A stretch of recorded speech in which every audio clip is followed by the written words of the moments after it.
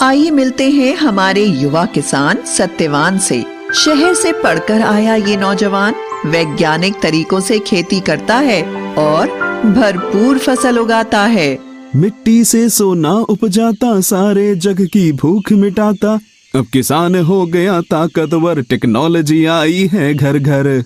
और ये है सत्यवान का पड़ोसी किसान किशन लाल।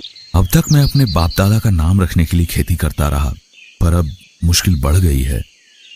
गांव वाले कुछ भी कहें, इज्जत से खाली पेट नहीं भरता। ये खेत बेचकर शहर चला जाता हूं, कोई ना कोई काम मिल ही जाएगा। रामू और हरिया भी तो वही हैं। अरे यहां मेरी फसल मर रही है और ये सत्या खुशहाली के गीत गा रहा है। हर बार शहर से अच्छे खाद बीज ले आता है। जरूर इसके पास बहुत पैसा है। लगता है इस गांव में यही है जो मेरी जमीन खरीद सकता है। सत्या भाई, तुम किस्मत वाले हो। तुम्हारे हाथ लगते ही बंजर खेत लहलहा उठते हैं। मेरी तकदीर में तो खेती से कमाई करना ही नहीं लिखा। आमदनी अठन्नी, खर्चा रुपया।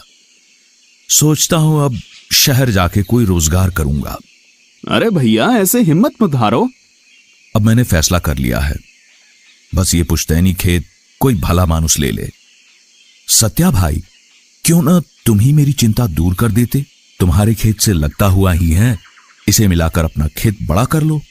सत्यवान ने कुछ सोचकर किशन लाल की 3 एकड़ जमीन 5 लाख रुपए में खरीद ली और किशन लाल ने शहर का रुख किया। सत्यवान के खेत में सोयाबीन की भरपूर पैदावार हुई। इधर किशन लाल ने एक कारखाने में नौकरी करके अच्छे पैसे जमा कर लिए। जब वह गांव वापस आया तो देखता है कि उसके खेत का तो काया पलट हो गया। अरे ये तो चमत्कार हो गया। मेरी बंजर जमीन पे इतनी उपज कैसे? किशन लाल ने खेत बेच तो दिया था, पर उससे मोह नहीं छूटा था। फिर उसी खेत को ऐसी फसल उपजाते देख उसका मन बदल गया। फिर रात भर सोचता रहा कि कैसे भी हो सत्यवान से अपना खेत वापस लेगा और जम के खेती करेगा। आओ किशन भैया, सब कुशल मंगल। वैसे तो सब ठीक है, पर शहर की भागम भाग से परेशान हो गया हूं। सोचता हूं गांव ही में रहकर खेती करूं, वह भी तुम्हारे तरीकों से। ठीक सोचते हो भैया, अपनी जमीन से जुड़ के रहने की बात ही कुछ और है। मैं भी इसलिए शहर से लौट आया। सत्या भाई, मैं अपना खेत वापस लेना चाहता हूं, क्या कहते हो? भैया बुरा मत मानना, पर मैं इसे बेचना नहीं चाहता। इस खेत पे बहुत मेहनत की है मैंने और खर्च भी लगाया है। वो तो दिख ही रहा है। तुमने 5 लाख में लिया था, मुझसे 7 लाख ले लो। भैया आप जिद ही करते हो तो आज इसकी कीमत कम से कम 10 लाख होगी। तुमसे ऐसी उम्मीद नहीं थी सत्या। मेरा ही खेत मुझे दुगने दाम पर बेचना चाहते हो? वो भी सिर्फ आपके लिए, वरना मैं तो बेचना ही नहीं चाहता। यह तो सरासर बेईमानी है। मैं ये मामला पंचायत में ले जाऊंगा। जैसा आप ठीक समझो भैया। क्यों बेटा, तू किसना को उसका खेत काहे नहीं लौटा देता? दादा, मैंने इस सूखे खेत को सुधारने में बड़ी मेहनत और खर्च किया है। मैं तो बेचना नहीं चाहता था, पर किशन भैया अड़ ही रहे हैं, तो उचित कीमत तो लूंगा ना। लालच की हद होती है।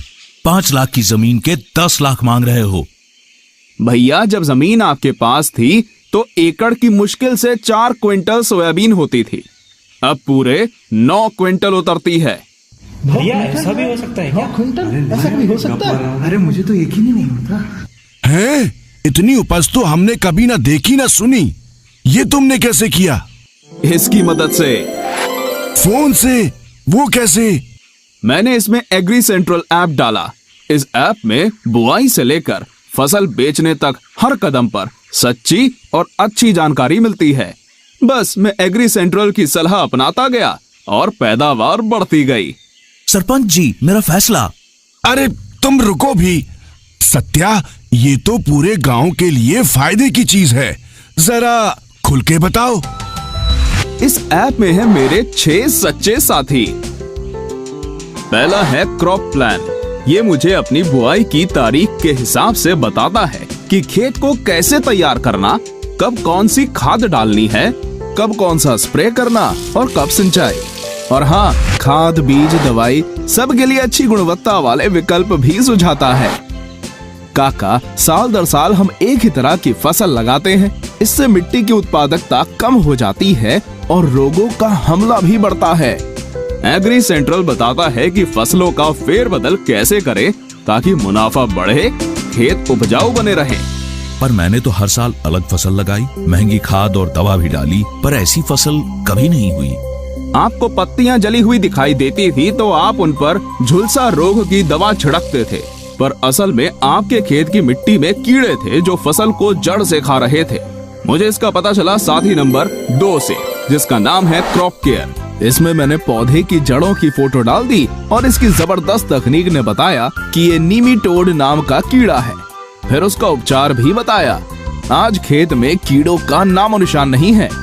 ये सब कर भी लें, पर इंद्रदेव का क्या भरोसा।